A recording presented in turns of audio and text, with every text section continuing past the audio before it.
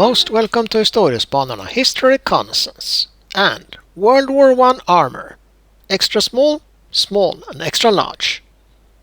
The trench warfare on the Western Front in Europe saw huge casualty rates already in 1915, the second year of World War I. In Britain and France, armored machines were developed to get the soldiers across the enemy's barbed wire and field of fire, or just to clear a path for them. The Germans and Italians were not far behind with programs of their own. The United States had no program of their own, despite seeing these machines entering the battlefields. When the US entered World War I in 1917, this gap was initially filled with French Renault FT-tanks, and there was also a joint American-British project to produce the Mark VIII tank, also known as the Liberty of the International, at a production site in France. However, manufacture was slow and only a few were produced before the end of the war in November 1918. So follow us on this steel-plated story. And please subscribe to our channel and join us on our journey in history. Late in the war, the Ford Motor Company worked on design of their own. The Ford 3-ton prototype was built as an artillery tractor, little more than a lightly armored, barely enough to stop rifle bullets and shrapnel.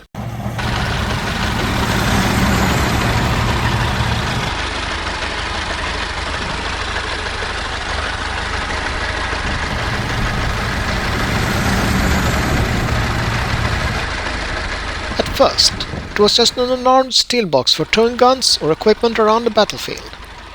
Then a light 30 caliber machine gun was added, either a M1917 Marlin or a Browning M1919, and 15,000 Ford 3-ton tanks were ordered.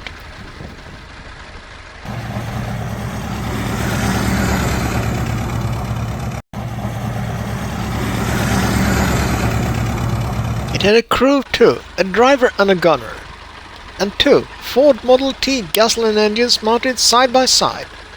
Combined horsepower was about 45. Only about 15 were actually built before the armistice in November 1918.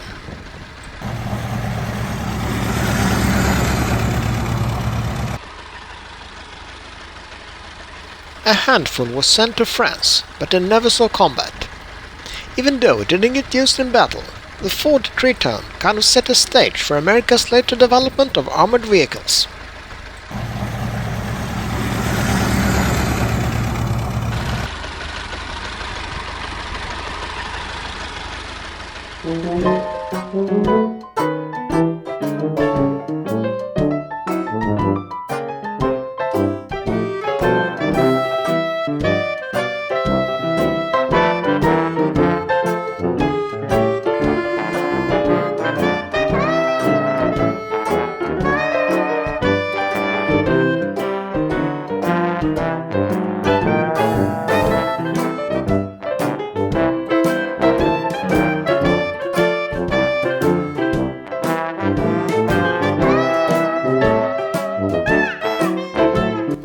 When the US entered World War I in 1917, it didn't have its own tanks yet.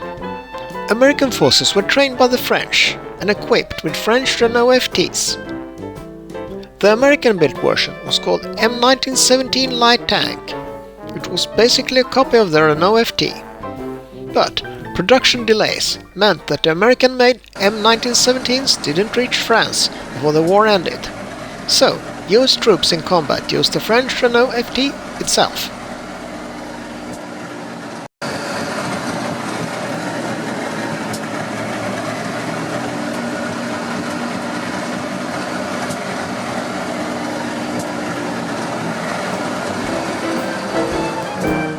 Notably, units like the US Tank Corps under George S. Patton fought in Renault FTs during battles like the Saint-Michel Offensive and the Meuse-Argonne Offensive in 1918.